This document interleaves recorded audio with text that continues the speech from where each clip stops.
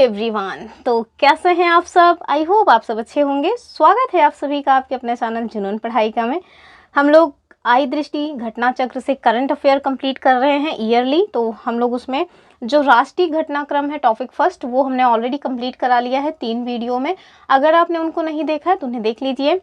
ये वीडियोस आप समझ लीजिए, आप कोई सा भी एग्ज़ाम दे रहे हो, चाहे वनडे एग्ज़ाम हो, चाहे मतलब कि पीसीएस टाइप के एग्ज़ाम हो, स्टेट पीसीएस के कोई भी एग्ज़ाम हो, उन सब में आपको ये काम करने वाला है। ठीक है। और जाहिर सी बात है कि जो भी एग्ज़ाम्स भारत देश के भीतर पूछे जाते हैं उनमें करंट अफेयर अगर पूछा जाता है तो वहाँ के लिए आपके लिए ये वीडियो हेल्पफुल है। तो चलिए, राष्ट्रीय घटनाक्रम जो मतलब कि आर्टिकल बेस्ड थे वो सब कंप्लीट हो चुके हैं।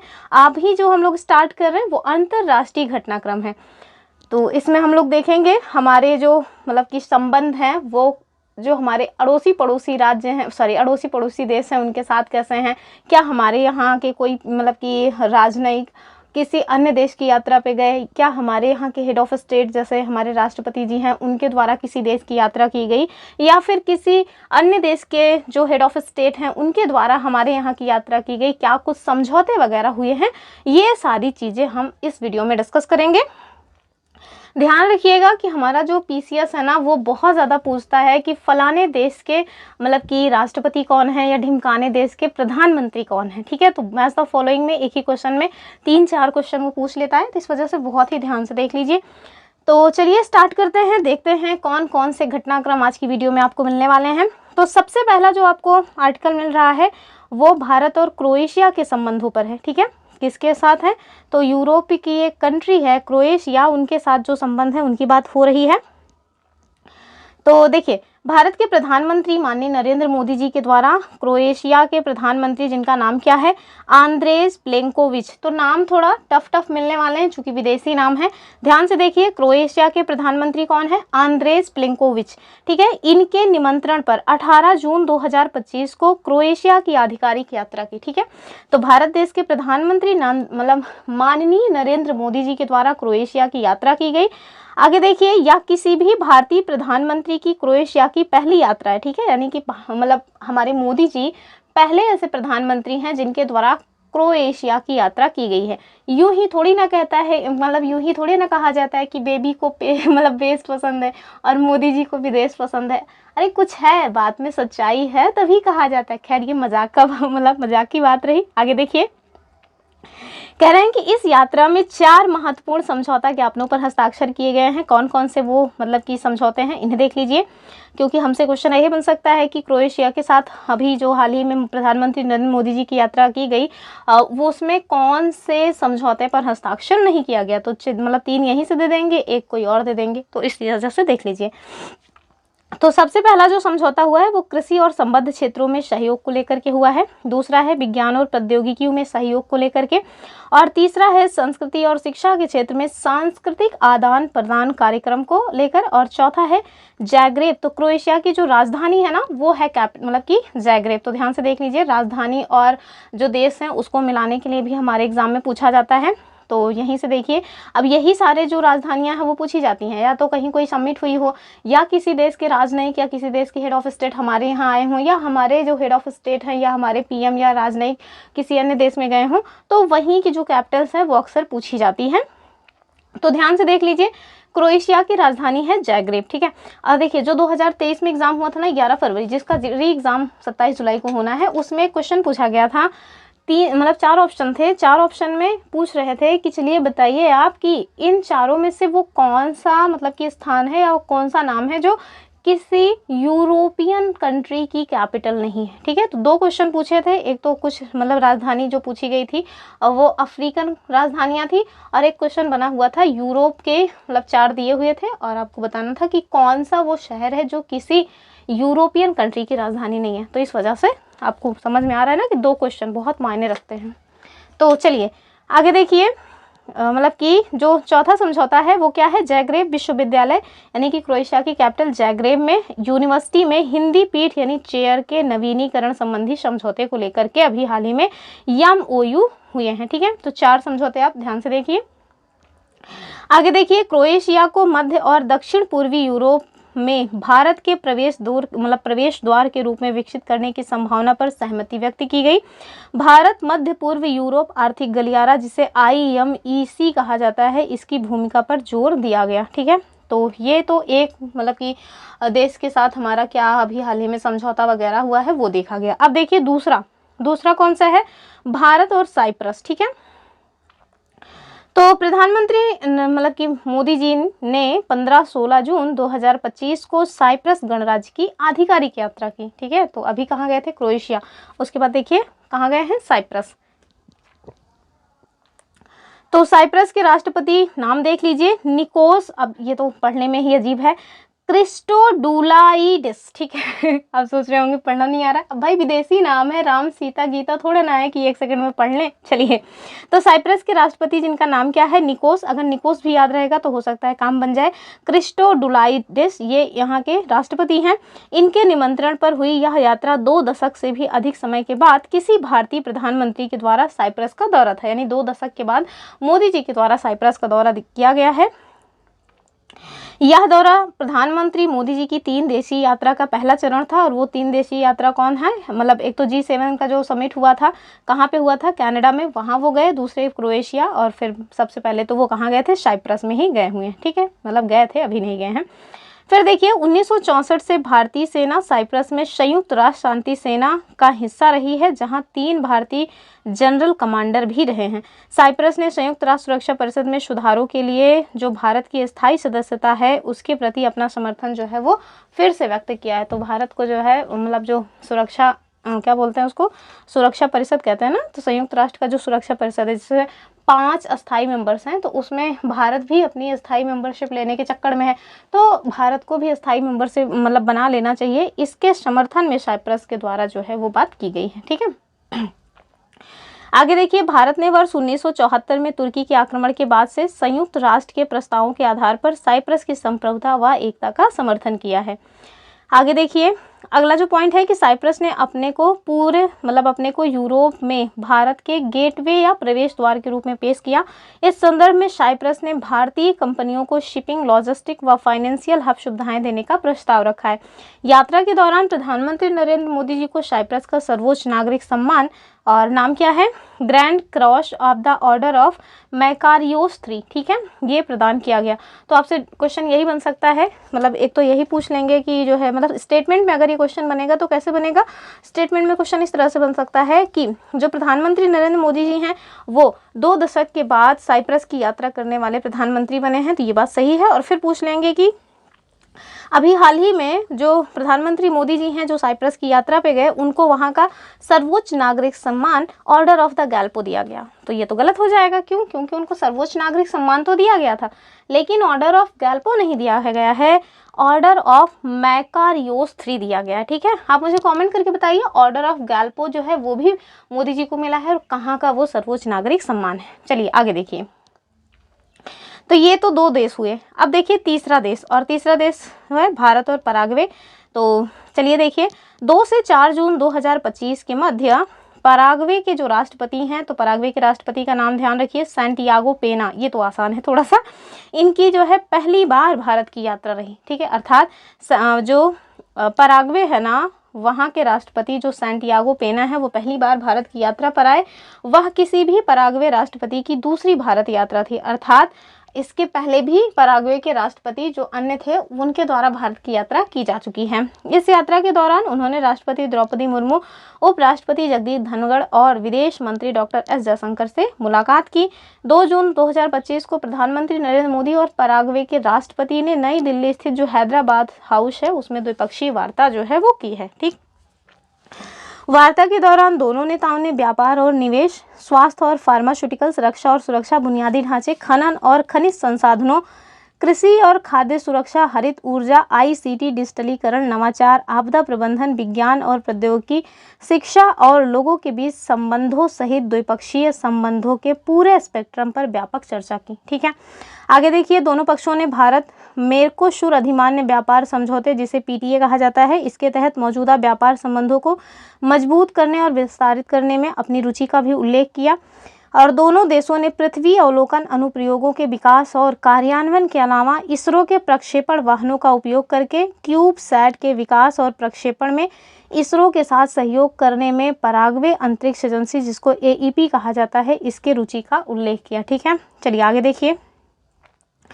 दोनों देश प्रक्षेपण सेवाओं, अंतरिक्ष अनुप्रयोग, उपग्रह निर्माण और क्षमता विकास जैसे क्षेत्रों में अपने अपने अंतरिक्ष पारिस्थितिकी तंत्र के हितधारकों के बीच वाणिज्यिक अंतरिक्ष सहयोग को तेज करने पर सहमत हुए हैं। और प्रधानमंत्री नरेंद्र मोदी ने अंतर्राष्ट्रीय सौर गठबंधन, जिसको ISA कहा जाता है, इंटरनेशनल सोलर अलायंस, इसके 6वें सदस्य के रूप में तथा भारत वैश्विक जैव ईंधन, जिसे GBA कहा जाता है, इसके संस्थापक सदस्य के रूप में पराग्वे के शामिल होने का स्वागत किया। तो आपको एक क्वेश्चन और क्या मिल रहा है, एक क्वेश्चन मिल रहा है कि अभी हाल ही में ISA का जो 100वां सदस्य बना है वो कौन सा बन गया है, वो है पराग्वे। ठीक है, तो ध्यान से देख लीजिए, इसके पहले का पूछा जा चुका है ऑलरेडी हमारे एग्जाम्स में। अगला क्वेश्चन या अगला जो हमारा मतलब कि देश के साथ रिश्ता है उसको देखिए, तो कौन सा है वो, भारत और अंगोला। तो भारत और अंगोला के मध्य क्या बातचीत हुई है उसको देखिए। तो 2025 में भारत अंगोला अपने राजनयिक संबंधों के 40 वर्ष पूरे होने का उत्सव मना रहे हैं। ठीक है, तो भारत और अंगोला का जो संबंध है वो 40 वर्ष का हो गया है। तो यहाँ देखिए, जो एकदम करीब करीब के रिश्ते होते हैं वो 40 वर्ष नहीं टिकते हैं, लेकिन भारत का अंगोला के साथ जो संबंध है वो 40 वर्ष का हो गया है। ठीक है, दोनों देशों के बीच 1985 में औपचारिक राजनयिक संबंध जो है वो स्थापित हुए थे। कितने लोग हैं जिनका जन्म 1985 में हुआ है? मेरे ख्याल से कोई नहीं होगा यहाँ पे। आगे देखिए, इस उपलक्ष्य में अंगोला के राष्ट्रपति, तो अंगोला के राष्ट्रपति देख लीजिए, नाम इनका क्या है, राष्ट्रपति जोआओ मैनुएल गोंसाल्वेस। हे भगवान, कैसे नाम याद होगा। और आगे भी देखिए, लवरेंको। ठीक है, तो इतना बड़ा सा नाम है। फिर से देख लीजिए क्या नाम है इनका, अंगोला के राष्ट्रपति का, तो इनका नाम देखिए जोआओ मैनुएल गोंसाल्वेस लवरेंको। और इनके द्वारा 1 से 4 मई 2025 के मध्य भारत की राजकीय यात्रा की गई। ठीक है, फिर देखिए, यह अंगोला के किसी भी राष्ट्राध्यक्ष की 38 वर्ष के बाद हुई भारत की पहली यात्रा थी। पिछली बार 1987 में जो है वहाँ के जो हेड ऑफ स्टेट है वो हमारे भारत देश की यात्रा पर रहे थे। यात्रा के दौरान दोनों देशों के बीच क्या हस्ताक्षर किए गए उन्हें देख लीजिए। पहला देखिए, आयुर्वेद और अन्य पारंपरिक चिकित्सा प्रणालियों के क्षेत्र में सहयोग पर समझौता ज्ञापन हुआ। दूसरा, कृषि क्षेत्र में सहयोग पर समझौता ज्ञापन हुआ। तीसरा है 2025 से 29 की अवधि के लिए संस्कृति के क्षेत्र में दोनों देशों के बीच सहयोग और कार्यक्रम। आगे देखिए, इस दौरान अंगोला ने अंतर्राष्ट्रीय सौर अलायंस यानी ISA फ्रेमवर्क समझौते पर हस्ताक्षर किए और ISA का 123वां सदस्य बना। अभी आप सोच रहे होंगे कि अभी तो उधर 100वां जो है बना था और इधर ये 123वां बन गया, तो वो मतलब कि होता क्या ना कि वो पूर्ण मेंबर बन चुके हैं। अभी ये हस्ताक्षर किए होंगे, बाद में इनको भी जो है पूर्ण मेंबरशिप मिल जाएगा। चलिए आगे देखिए, बहुत गर्मी है, पसीना एको सेकंड का बंद ही नहीं हो रहा। हम लोगों के यहाँ तो लाइट पूरा दिन नहीं रहती है। और कहा जाता मतलब कि आप देखेंगे ना तो ऐसा बोलते हैं कि यूपी में जो मतलब कि ग्रामीण इलाके हैं वहाँ पे 21 घंटे दिन भर में लाइट आ रही है और जो शहरी इलाके हैं वहाँ 23 घंटे। हम लोगों के यहाँ स्थिति ऐसी है कि सुबह 6-7 बजे लाइट जाती है, शाम को 6 बजे लाइट आती है और उस कभी कभी तो 6 बजे भी नहीं आती, रात को 10 बजे लाइट आती है। पता नहीं कैसा ये विश्व गुरु है भैया। चलिए आगे देखिए। साथ ही भारत सरकार ने रक्षा खरीद के लिए $200 मिलियन अमेरिकी डॉलर के ऋण के अंगोला के अनुरोध को भी मंजूरी दी है। अंगोला के राष्ट्रपति वर्तमान में अफ्रीकी संघ के अध्यक्ष हैं। तो ये जो इतना बड़ा सा नाम है ना, निबंध जैसा, ये वर्तमान में किसके जो है मतलब कि अध्यक्ष हैं। तो अभी जो अफ्रीकी संघ है ना, जिसको क्या कहते हैं, अफ्रीकन यूनियन, AU कहा जाता है। ठीक है, अफ्रीकन यूनियन, इलाहाबाद यूनिवर्सिटी में समझ लीजिएगा, AU अर्थात अफ्रीकन यूनियन। अब मुझे देखिए, अगर आपने अभी 1-2 साल पहले की खबर थी, जो G20 था ना, G20 ही कहा जाता है, उसमें अभी 21 मेंबर्स हो गए हैं, जिसमें शायद ये अफ्रीकन यूनियन ही शामिल हुआ है। If I am not wrong, अगर गलत है तो आप मुझे बता सकते हैं। मेरे ख्याल से यही है, AU के ही साथ मिल करके, अर्थात AU को ही शामिल करके G21 उसको बनाया गया है। खैर आगे देखिए, अब हमारा जो संबंध है किसके साथ हम देख रहे हैं, भारत और चिली के साथ। तो भारत और चिली के साथ जो संबंध है उसको देखिए। तो भारत और चिली के बीच 1949 में राजनयिक संबंध स्थापित हुए थे। मार्च-अप्रैल 2019 में भारत के जो तत्कालीन राष्ट्रपति थे, जिनका नाम क्या था, रामनाथ कोविंद, इन्होंने चिली की राजकीय यात्रा की, जहां खनन, संस्कृति और दिव्यांगजन सशक्तिकरण के क्षेत्रों में 3 समझौता ज्ञापन पर हस्ताक्षर किए गए। चिली के राष्ट्रपति, तो देख लीजिए चिली के राष्ट्रपति नाम इनका क्या है, गैब्रियल बोरिक फॉल्ट, ठीक है। तो गैब्रियल बोरिक फॉल्ट जो है गैब्रियल बोरिक फॉन्ट ये चिली के राष्ट्रपति हैं। इनके द्वारा 1 से 5 अप्रैल 2025 के मध्य अपनी पहली भारत की राजकीय यात्रा की गई। उनकी यात्रा के दौरान नई दिल्ली में शिखर वार्ता हुई तथा वे आगरा, मुंबई और बेंगलुरु भी गए। 1 अप्रैल 2025 को, अब देखिए इनके द्वारा आगरा की भी यात्रा की गई है, तो थोड़ा इंपॉर्टेंट हो जाता है यूपी के लिहाज से। चलिए आगे देखिए। 1 अप्रैल 2025 को प्रधानमंत्री नरेंद्र मोदी और चिली के राष्ट्रपति के मध्य नई दिल्ली स्थित हैदराबाद हाउस में द्विपक्षीय वार्ता जो है वो आयोजित की गई थी। द्विपक्षीय वार्ता के बाद दोनों देशों के बीच कुछ समझौते हुए हैं, और वो कौन से समझौते हैं उन्हें देख लीजिए। तो सबसे पहला जो समझौता है वो कौन सा है, मतलब कि अंटार्कटिक सहयोग पर आश्रय पत्र। दूसरा है भारत चिली सांस्कृतिक आदान प्रदान कार्यक्रम, और तीसरा क्या है, राष्ट्रीय आपदा निवारण एवं प्रतिक्रिया सेवा यानी कि सेना परेड और राष्ट्रीय आपदा प्रबंधन प्राधिकरण जिसे NDMA कहा जाता है, इसके बीच आपदा प्रबंधन पर समझौता ज्ञापन हुआ है। फिर आप देखिए कोडेल्को और हिंदुस्तान कॉपर लिमिटेड मतलब HCL के बीच भी समझौता हुआ है। आगे देखिए अप्रैल 2025 में दोनों देशों के जो व्यापार है वो आर्थिक साझेदारी समझौते पर बातचीत शुरू करने के लिए रूपरेखा यानी दस्तावेज जो है उस पर हस्ताक्षर किए गए। तो ये तो हो गया हमारा चिली के साथ जो भी समझौता वगैरह हुआ वो। अब हम देखेंगे भारत का थाईलैंड के साथ जो संबंध है उसको। तो भारत थाईलैंड के आधुनिक राजनयिक संबंध जो है वो 1947 में स्थापित हुए थे। तो कब हुए हैं, 1947 में, और 2022 में उनकी 75वीं वर्षगांठ मनाई गई। तो जब भी 75वीं वर्षगांठ या 50वीं वर्षगांठ मनाई जाए तो हमारे लिए थोड़ा मतलब एग्जाम के लिहाज से महत्वपूर्ण हो जाता है। अब देखिए थाईलैंड के जो प्रधानमंत्री हैं, तो नमो तो याद ही रखना है, याद कैसे होगा ये आपका सर दर्द है। तो थाईलैंड के प्रधानमंत्री जिन्हें पैंटोंग टोर सिनावात्रा कहा जाता है, इनके निमंत्रण पर प्रधानमंत्री नरेंद्र मोदी जी के द्वारा 3 से 4 अप्रैल 2025 के मध्य थाईलैंड की यात्रा की गई। आगे देखिए ये प्रधानमंत्री नरेंद्र मोदी जी की थाईलैंड की तीसरी यात्रा थी। लगता है ज़्यादा ही पसंद है थाईलैंड। 3 अप्रैल 2025 को प्रधानमंत्री नरेंद्र मोदी जी ने थाईलैंड के प्रधानमंत्री के साथ द्विपक्षीय वार्ता की। वार्ता के बाद दोनों देशों के मध्य 6 समझौते ज्ञापन पर हस्ताक्षर हुए। अब जब 6 समझौते हो रहे हैं तो जाहिर सी बात है हमारे लिए महत्वपूर्ण हो ही जाएगा। तो पहला देखिए कौन सा समझौता है। तो पहला जो समझौता है वो है भारत थाईलैंड रणनीतिक साझेदारी की स्थापना पर संयुक्त घोषणा, और दूसरा थाईलैंड की डिजिटल अर्थव्यवस्था और समाज मंत्रालय तथा भारत सरकार के इलेक्ट्रॉनिकी और सूचना प्रौद्योगिकी मंत्रालय के बीच डिजिटल प्रौद्योगिकियों के क्षेत्र में समझौता ज्ञापन। फिर देखिए भारत सरकार के बंदरगाह, नौवहन और जलमार्ग मंत्रालय के सागरमाला प्रभाग, ठीक है, कौन सा प्रभाग, सागरमाला प्रभाग, और थाईलैंड के संस्कृति मंत्रालय के ललित कला विभाग के बीच लोथल यानी गुजरात में राष्ट्रीय समुद्री विरासत परिषद के विकास के लिए एक समझौता ज्ञापन पर हस्ताक्षर किया गया। आगे देखिए सूक्ष्म लघु और मध्यम उद्यमों के क्षेत्र में सहयोग पर भारत के राष्ट्रीय लघु उद्योग निगम लिमिटेड और थाईलैंड के लघु और मध्यम उद्यम संवर्धन कार्यालय के मध्य भी समझौता हुआ, और साथ में भारत के उत्तर पूर्वी क्षेत्र के विकास मंत्रालय और थाईलैंड के विदेश मंत्रालय के मध्य भी समझौता हुआ है। आगे देखिए भारत के उत्तर पूर्वी हस्तशिल्प और हथकरघा विकास निगम लिमिटेड और थाईलैंड सरकार की क्रिएटिव इकोनॉमी एजेंसी के मध्य भी समझौता हुआ। तो इतने सारे समझौते हुए हैं, जाहिर सी बात है याद नहीं होंगे, एक बार देख लीजिए बस, क्योंकि हो सकता है कल को कहते हैं कि जो मतलब कि आतंकवाद है उसके खिलाफ भी समझौता मतलब कि किया गया है, यानी कि आतंकवाद के खिलाफ लड़ने को लेकर के समझौता किया गया है, तो ये शामिल नहीं होगा। 1-2 बार अगर पढ़े रहेंगे तो माइंड में क्लिक कर जाएगा कि नहीं ऐसा नहीं हुआ था। आगे देखिए अगला क्या है, भारत और श्रीलंका के संबंधों को लेकर के हम बात करेंगे। तो इनके साथ तो हमारे संबंधों को हमें देखना ही पड़ेगा क्योंकि एकदम हमारे पड़ोसी ही हैं। तो भारत की पड़ोसी प्रथम नीति के तहत, तो ये पड़ोसी प्रथम क्या है, तो भारत देश के द्वारा चलाई जा रही एक नीति है। तो इस नीति के तहत श्रीलंका का एक प्रमुख स्थान आता है क्योंकि एकदम अपने पड़ोस में है। श्रीलंका में राजनीतिक परिवर्तन के बाद वामपंथी नेता जिनका नाम क्या है, अनुरा कुमारा दिशानायके, तो इनको देख लीजिए, AK दिशानायके, ये राष्ट्रपति बने हैं। कब बने हैं, सितंबर 2024 में, और उन्होंने दिसंबर 2024 में अपनी प्रथम राजकीय जो विदेश यात्रा है वो भारत में की।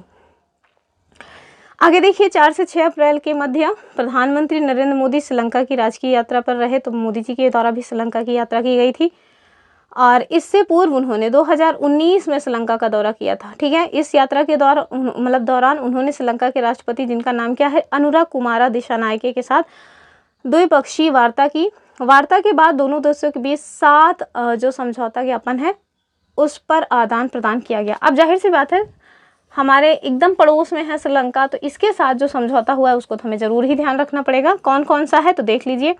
पहला जो समझौता है वो है विद्युत के आयात निर्यात के लिए HVDC इंटरकनेक्शन के कार्यान्वयन के लिए दोनों देशों के मध्य समझौता हुआ। और दूसरा, डिजिटल परिवर्तन के लिए बड़े स्तर पर कार्यान्वित सफल डिजिटल समाधान को साझा करने के क्षेत्र में सहयोग पर समझौता ज्ञापन। और तीसरा, त्रिंकोमाली को ऊर्जा केंद्र के रूप में विकसित करने में सहयोग के लिए भारत सरकार, श्रीलंका सरकार और संयुक्त अरब सरकार के मध्य समझौता हुआ है। तो ये भैया एक दो लोग के मध्य नहीं, 3 लोगों के मध्य समझौता हुआ है। इसको देख लीजिए कि जो त्रिंकोमाली है ना श्रीलंका का, उसको ऊर्जा केंद्र के रूप में विकसित करने के लिए भारत, श्रीलंका और UAE के मध्य जो है वो समझौता हुआ है।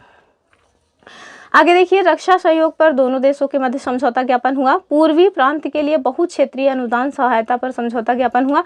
स्वास्थ्य एवं चिकित्सा के क्षेत्र में सहयोग पर दोनों देशों के बीच समझौता हुआ। और साथ में भारतीय फार्माकोपिया आयोग और श्रीलंका के राष्ट्रीय औषधि नियामक प्राधिकरण के मध्य फार्माकोपिया सहयोग पर समझौता ज्ञापन हुआ है। ठीक है, तो इस दौरान श्रीलंका के राष्ट्रपति ने प्रधानमंत्री नरेंद्र मोदी को श्रीलंका मित्र भूषण पुरस्कार से सम्मानित किया। तो देख लीजिए, श्रीलंका का जो मित्र भूषण पुरस्कार है वो भी मोदी जी को मिल गया।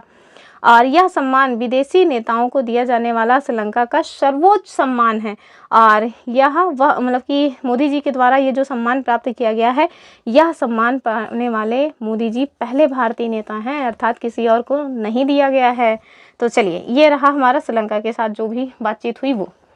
तो इसमें भी देख लीजिए, कहीं पर भी आपको आतंकवाद के विरोध में कोई हस्ताक्षर नहीं हुआ समझौते पे।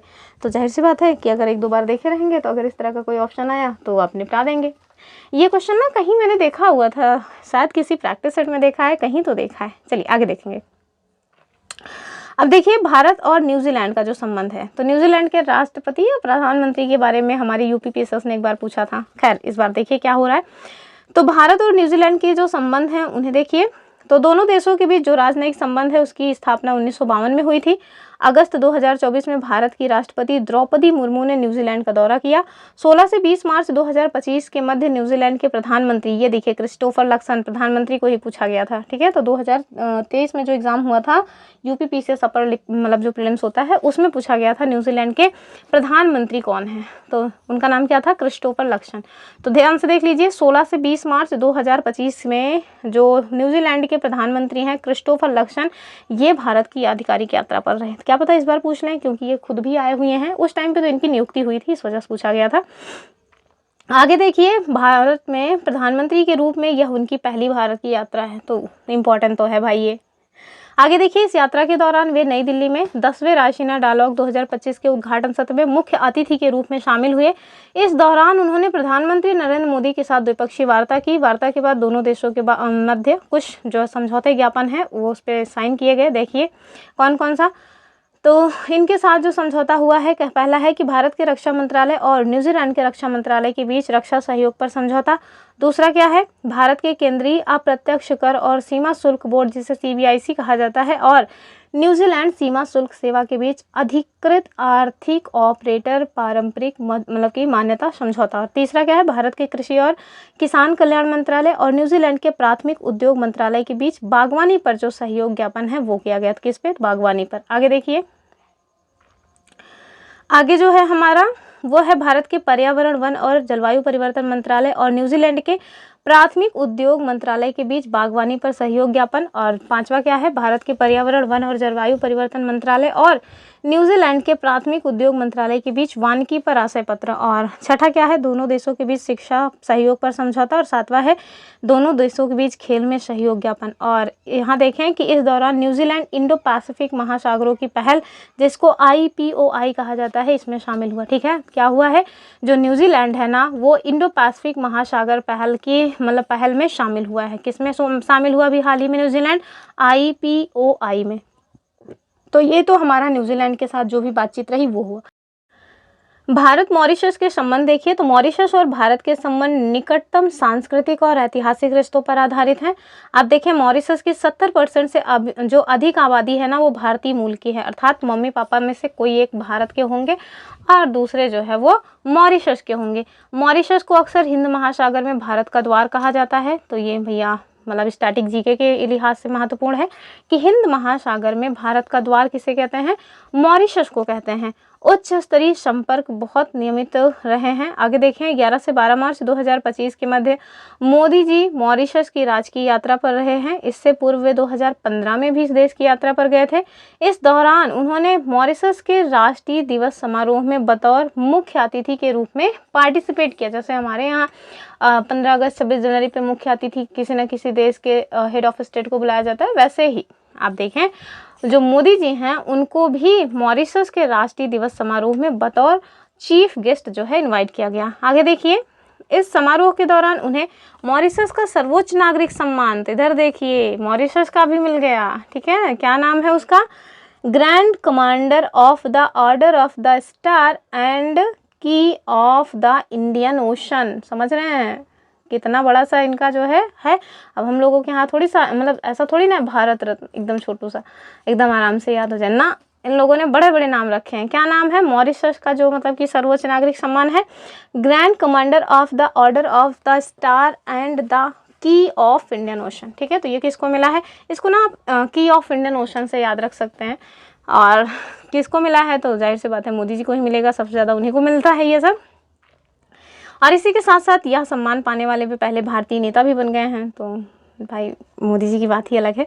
आगे देखिए, प्रधानमंत्री नरेंद्र मोदी ने मॉरिशस के राष्ट्रपति, जिनका नाम क्या है? धर्मवीर गोखुल। ठीक है, तो ये थोड़ा नाम एकदम मिलता जुलता सा है अपने भारत देश से। क्या? धर्मवीर गोखुल और उनकी पत्नी वृंदा गोखुल को ओवरसीज सिटीजन ऑफ इंडिया यानी कि OCI कार्ड जो है वो प्रदान किया। तो भैया महत्वपूर्ण हो गया। क्यों महत्वपूर्ण हो गया? पूछ लेंगे कि किस देश के जो है राष्ट्रपति को मतलब मोदी जी के द्वारा OCI जो कार्ड है वो प्रदान किया गया, तो जाहिर सी बात है क्या हो जाएगा? मॉरिशस। ठीक है, चलिए आगे देखिए। तो ये तो रहा हमारा भारत और मॉरिशस के मध्य जो संबंध था वो। अब हम देखेंगे भारत संयुक्त राज्य अमेरिका का संबंध, यानी कि अभी ट्रंप जी आ गए हैं तो क्या कुछ चीज़ें परिवर्तित हो रही हैं उन्हें देखिए। तो 13 फरवरी 2025 को प्रधानमंत्री नरेंद्र मोदी संयुक्त राज्य अमेरिका की आधिकारिक यात्रा पर रहे। ठीक है, तो बस यात्रा पे रहे, आधिकारिक यात्रा नहीं लिखा है दरअसल।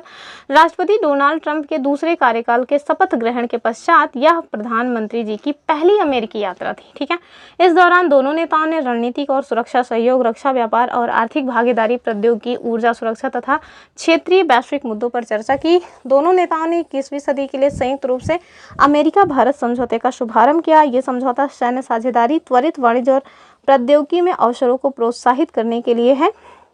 दोनों नेताओं ने इस प्रक्रिया को आगे बढ़ाने के मद्देनजर 2025 के अंत तक पारस्परिक रूप से लाभकारी बहुक्षेत्रीय द्विपक्षीय व्यापार समझौते के पहले चरण पर बातचीत करने की जो योजना है उसकी घोषणा की। आगे देखेंगे हम लोग। और इसके अलावा दोनों नेताओं ने 21वीं सदी में अमेरिका भारत प्रमुख रक्षा साझेदारी के लिए एक नई 10 वर्षीय रूपरेखा को अंतिम रूप देने की जो है योजना की भी घोषणा की। तो कितनी वर्षीय है? तो 10 वर्षीय रूपरेखा है। आगे देखिए, दोनों नेताओं ने ट्रस्ट पहल की शुरुआत करते हुए महत्वपूर्ण और उभरती प्रौद्योगिकियों में सहयोग को आगे बढ़ाने के लिए प्रतिबद्धता जताई। तो ध्यान से देखिए कौन सी पहल जो है स्टार्ट की गई है? तो भारत और अमेरिका के द्वारा, यानी कि मोदी जी और ट्रंप जी के द्वारा मिलकर के तो ट्रस्ट पहल को स्टार्ट किया गया है। क्या उद्देश्य है? तो मतलब कि महत्वपूर्ण उभरती जो प्रौद्योगिकी है ना उसमें सहयोग को आगे बढ़ाने के लिए प्रतिबद्धता जताई गई है इस मतलब कि ट्रस्ट पहल के माध्यम से। आगे देखिए, जो ट्रस्ट पहल है इसका अर्थ क्या है? तो इसका अर्थ है रणनीतिक प्रौद्योगिकी का उपयोग करके संबंधों में परिवर्तन लाना। इसके साथ साथ उन्होंने इंडस इनोवेशन की भी शुरुआत की। तो दो चीज़ें आप देख लीजिए, तो ट्रस्ट पहल और दूसरा इंडस इनोवेशन की शुरुआत की गई है। उन्होंने मतलब कि क्या किया है? तो ये जो इंडस इनोवेशन है ये क्या है? यह एक नवाचार सेतु है जिससे रक्षा अनुप्रयोगों के लिए सफल इंडस एक्स प्लेटफॉर्म के आधार पर तैयार किया गया है। आगे देखिए, इसका लक्ष्य क्या है? तो जो इंडस इनोवेशन है इसका लक्ष्य है अंतरिक्ष, ऊर्जा और अन्य उभरती प्रौद्योगिकियों पर ध्यान केंद्रित करना। चलिए अब हम देखेंगे भारत का नाइजीरिया के साथ जो संबंध हुआ है वो। तो 16 से 17 नवंबर 2024 के मध्य प्रधानमंत्री नरेंद्र मोदी जी ने अबूजा नाइजीरिया की राजकीय यात्रा जो है वो संपन्न की। विगत 17 वर्षों में किसी भारतीय प्रधानमंत्री की ये पहली नाइजीरिया की यात्रा थी। तो 17 वर्षों के बाद मोदी जी के द्वारा वहाँ पे यात्रा की गई है। इस यात्रा के दौरान नाइजीरिया के राष्ट्रपति, फटाक से नाम देखिए इनका, ठीक है, कौन सा नाम है?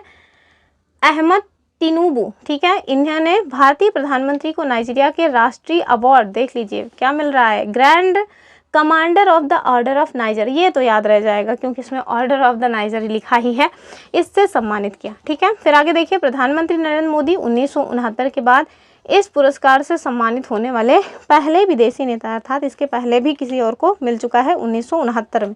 आगे देखिए, उन्होंने ये पुरस्कार उनके राजनीतिक कौशल और भारत नाइजीरिया संबंधों को मजबूत करने में उत्कृष्ट योगदान के लिए प्रदान किया। फिर आगे देखिए, अगला जो देश है वो है भारत और गुयाना। तो भारत और गुयाना के मध्य जो संबंध है उनको देखिए, 19 से 21 नवंबर 2024 के मध्य प्रधानमंत्री नरेंद्र मोदी जी ने गुयाना की राजकीय यात्रा संपन्न की और 1968 के बाद से यह किसी भारतीय प्रधानमंत्री की पहली गुयाना की यात्रा थी। उल्लेखनीय है 2023 में गुयाना के जो राष्ट्रपति हैं, नाम क्या है उनका, मोहम्मद इरफान। तो गुयाना के भी राष्ट्रपति को देख लीजिए, इन्होंने भारत की यात्रा की थी, कब, 2023 में।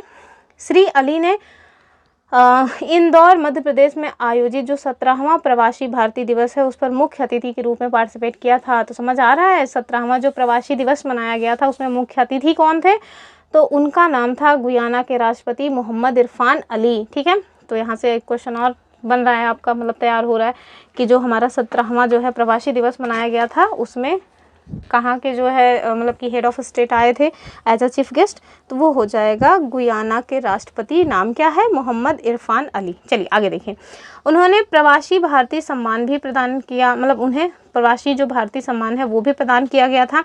जॉर्ज टाउन गुयाना में प्रधानमंत्री नरेंद्र मोदी ने दूसरे भारत कैरिकॉम शिखर सम्मेलन यानी सेकंड इंडिया कैरिकॉम समिट में प्रतिभाग किया, यानी पार्टिसिपेट किया। आगे देखिए, बहुत गर्मी है सच में। फिर हम देखेंगे दूसरा भारत कैरिकॉम शिखर सम्मेलन, इसके बारे में। तो 20 नवंबर 2024 को जॉर्ज टाउन गुयाना में दूसरा भारत कैरिकॉम शिखर सम्मेलन संपन्न हुआ। इस शिखर सम्मेलन में कैरेबियाई समुदाय के राष्ट्राध्यक्ष एवं शासन अध्यक्ष और भारत के प्रधानमंत्री नरेंद्र मोदी जी के द्वारा पार्टिसिपेट किया गया।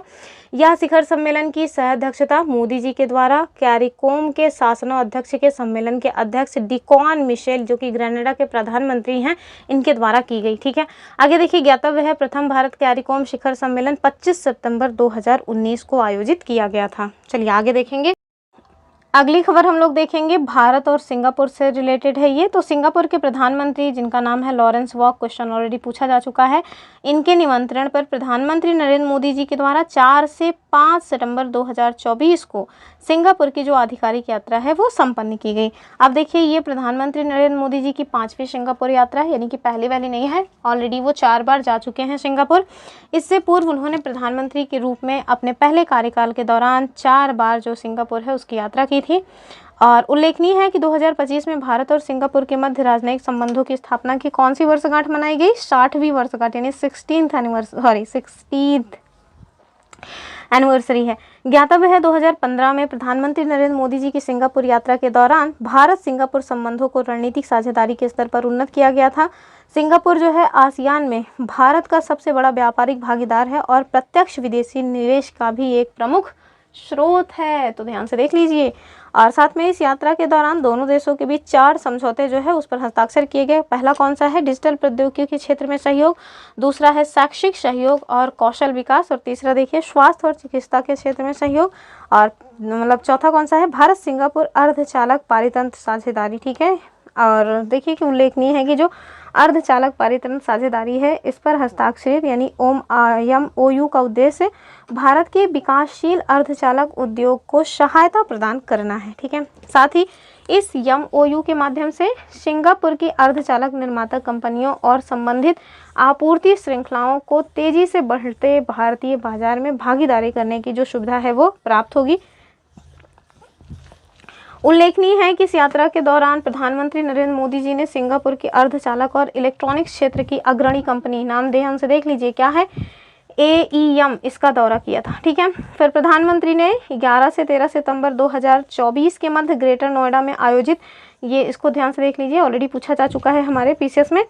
तो प्रधानमंत्री ने 11 से 13 सितंबर 2024 के मध्य ग्रेटर नोएडा में आयोजित जो सेमिकॉन इंडिया है इसके नामक प्रदर्शनी में भाग लेने के लिए सिंगापुर की अर्धचालक कंपनियों को आमंत्रित किया था। ठीक है, चलिए आगे देखिए। इस यात्रा के दौरान प्रधानमंत्री जी ने भारत का पहला तिरुवल्लुवर सांस्कृतिक केंद्र जो है सिंगापुर में खोलने की घोषणा की है। तो इस तरह के क्वेश्चंस हमारे पीसीएस में बहुत पूछा जाता है, ठीक है। तो कहाँ पे? सिंगापुर में भारत का पहला तिरुवल्लुवर सांस्कृतिक केंद्र जो खोलने की घोषणा है वो मोदी जी के द्वारा की गई है। आगे देखिए। उल्लेखनीय है कि महान तमिल कवि जिनका नाम क्या था? संत तिरुवल्लुवर, इन्होंने तिरुक्कुलर नामक काव्य की रचना की। तो यहाँ से हमारे लिए एक साहित्य का भी क्वेश्चन मिल रहा है। हमारे पीसीएस में आरओ में एक पुस्तक जरूर पूछी जाती है, ऐसे एक नहीं पूछते, आजकल तो ट्रेंड ही चेंज हो चुका है। 4 पुस्तकों के नाम देंगे, या तो आपको मैच करना रहेगा या फिर सामने सामने लिखा रहेगा, कहेंगे चलो बताओ कौन सा सही है या कौन सा गलत है। तो आगे देखिए। तो ये तो हुआ हमारा सिंगापुर के साथ जो रिश्ता रहा वो। अगला जो है वो क्या है? भारत ब्रुनेई दारुस्सलाम, ठीक है। तो 3 से भारत ब्रुनेई बहुत ही महत्वपूर्ण है, अभी आप देखिएगा क्यों महत्वपूर्ण है। तो 3 से 4 सितंबर 2024 के मध्य ब्रुनेई के सुल्तान जिनका नाम क्या था? हाजी हसनल बोल्किया, इनके निमंत्रण पर प्रधानमंत्री नरेंद्र मोदी जी ने ब्रुनेई दारुस्सलाम की आधिकारिक यात्रा संपन्न की। आगे देखिए। यह किसी भी भारतीय प्रधानमंत्री की पहली ब्रुनेई यात्रा है, ठीक है। और प्रधानमंत्री नरेंद्र मोदी की यह ब्रुनेई यात्रा 2024 में दोनों देशों के बीच जो राजनयिक संबंध है उसकी स्थापना की जो 40वीं वर्षगांठ है ना, उस अवसर पर आयोजित की गई। उल्लेखनीय है कि ब्रुनेई के सुल्तान ने 1992 और 2008 में भारत की जो राजकीय यात्रा है वो संपन्न की थी। ज्ञातव्य है कि ब्रुनेई के सुल्तान 26 जनवरी 2018 को भारत के गणतंत्र दिवस के अवसर पर अन्य आसियान सदस्य राष्ट्रों के राष्ट्राध्यक्ष, शासन अध्यक्ष के साथ मुख्य अतिथि थे, ठीक है। तो ये 2018 में थे। चलिए आगे देखिए। इस यात्रा के दौरान प्रधानमंत्री ने ब्रुनेई में भारतीय उच्चायोग के नए चांसरी परिषद का उद्घाटन किया है। तो कौन सा परिषद है भैया? देख लो, चांसरी परिषद, ठीक है। और प्रधानमंत्री ने इस यात्रा के दौरान ये देखिए, ये क्या है? बंदर सेरी बेगावन। तो ये क्या है बंदर सेरी बेगावन? बंदर सेरी बेगावन जो है वो ब्रुनेई की कैपिटल का नाम है। तो यहाँ पे इनके द्वारा क्या किया गया? तो यहाँ पे स्थित उमर अली सैफुद्दीन मस्जिद का भी दौरा किया गया, ठीक है। तो आगे देखिए। कह रहे हैं ज्ञातव्य है इस मस्जिद का जो नामकरण है वो ब्रुनेई के 28वें सुल्तान उमर अली सैफुद्दीन तृतीय के नाम पे किया गया है। और इस यात्रा के दौरान दोनों देशों के बीच उपग्रह और प्रक्षेपण यान यानी लॉन्च व्हीकल के लिए टेलीमेट्री, ट्रैकिंग और टेली कमांड स्टेशन जो है इसके संचालन में सहयोग पर MOU है वो हस्ताक्षरित किया गया। ज्ञातव्य है ISTRAC यानी ISRO telemetry tracking and command network ने ब्रुनेई सहित कई अन्य स्थानों पर भू स्टेशनों यानी कि ग्राउंड स्टेशंस का एक नेटवर्क स्थापित किया है।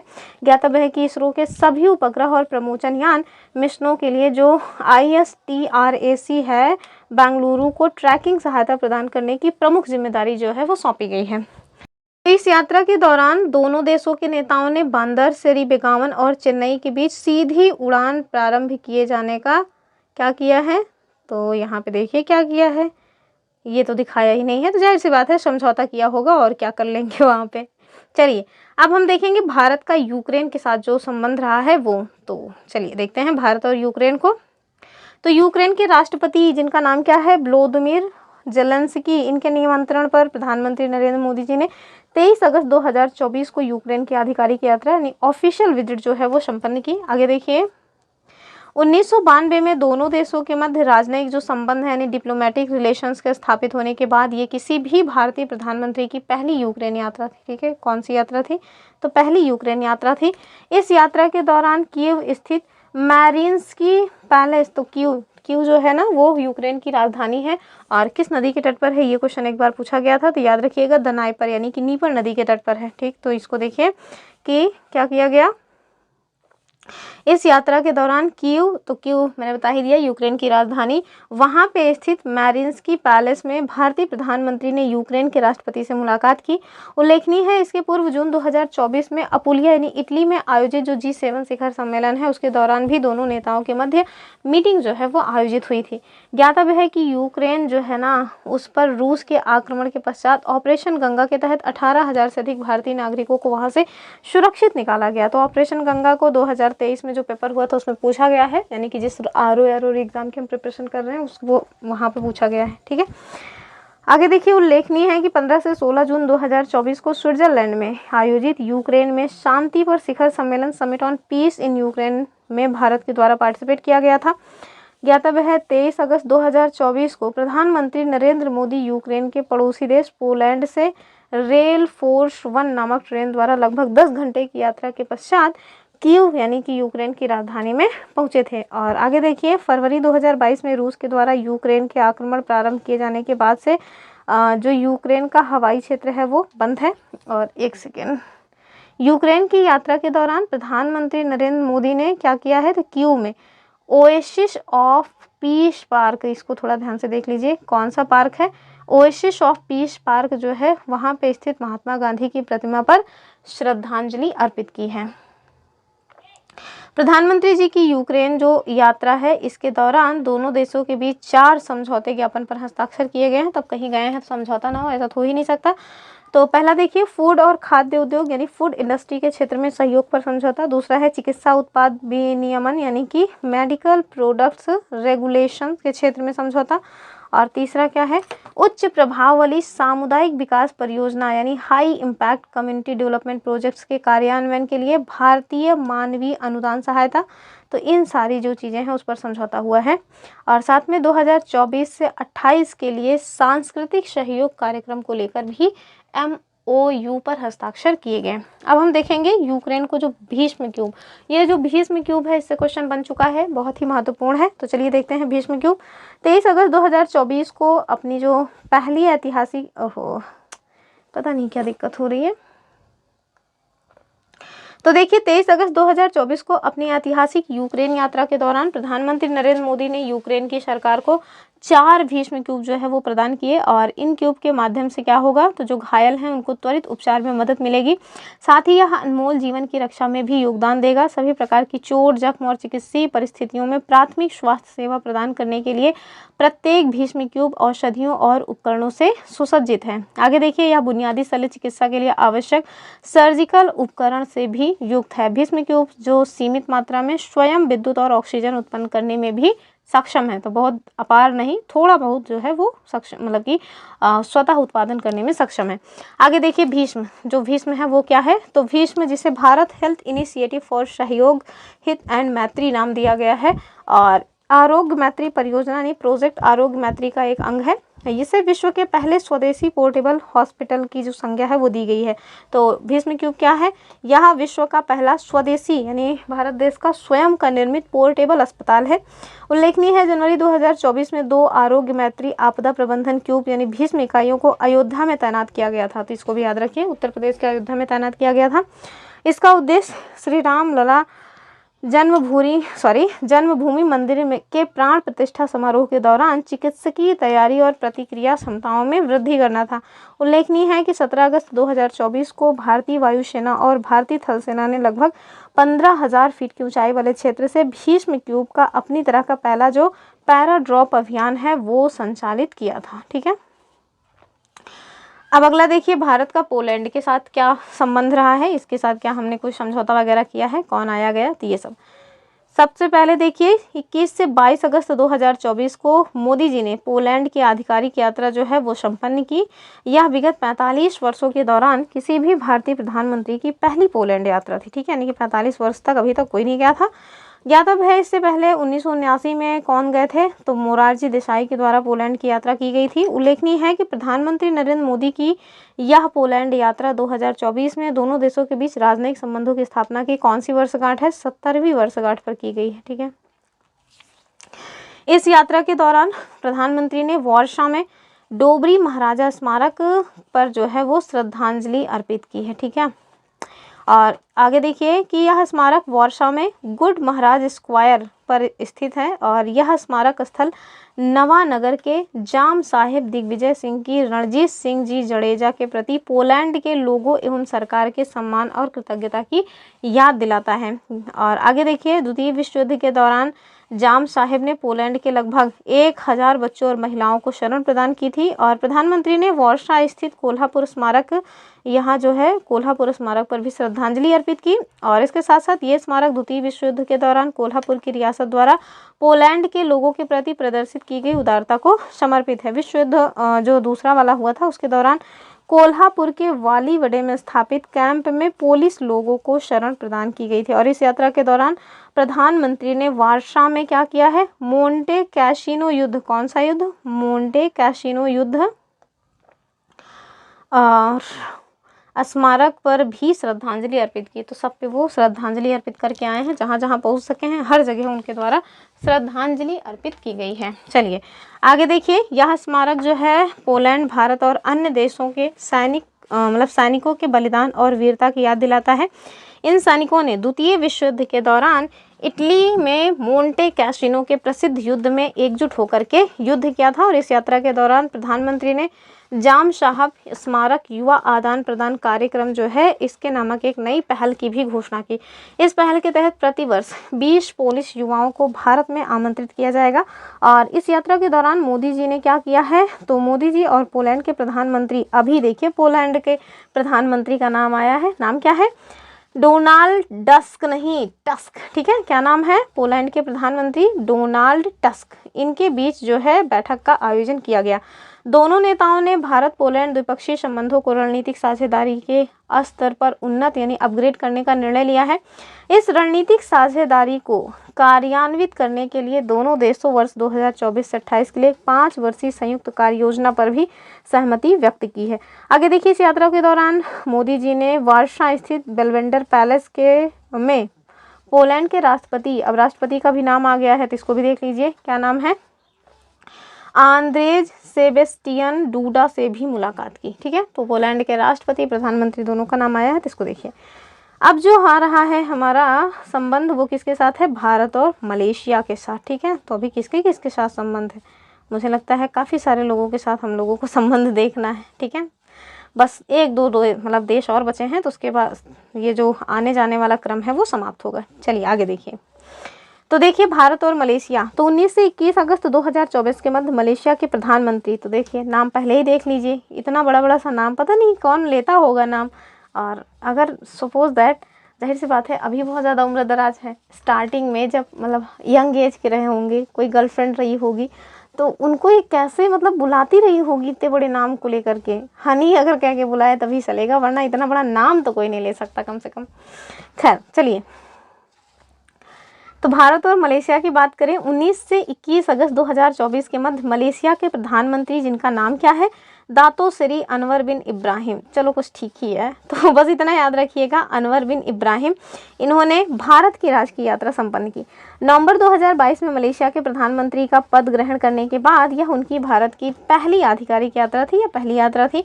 साथ ही यह मलेशिया के प्रधानमंत्री के रूप में भी श्री इब्राहिम की किसी दक्षिण एशियाई देश की पहली यात्रा थी। क्या है प्रमुख घोषणाएं, तो यात्रा के दौरान की गई प्रमुख घोषणाओं में आप देखिए, भारत सरकार द्वारा मलेशिया को 2 लाख मीट्रिक टन गैर बासमती जो सफ़ेद चावल है इनके एक मुश्त विशेष आवंटन की घोषणा की गई। और मलेशिया के संस्थापक सदस्य यानी फाउंडिंग मेंबर के रूप में इबका यानी IBCA international big cat alliance में शामिल होने का निर्णय लिया है। ठीक है, तो मलेशिया के द्वारा ये जो है इंटरनेशनल बिग कैट अलायंस में शामिल होने का निर्णय लिया गया है। फिर आप देखें उतार, यूनिवर्सिटी टुंकू अब्दुल रहमान मलेशिया में आयुर्वेद चेयर की स्थापना की जाएगी। और मलाया विश्वविद्यालय मलेशिया में भारतीय अध्ययन की तिरुवल्लुवर पीठ की भी स्थापना की जाएगी। आगे देखिए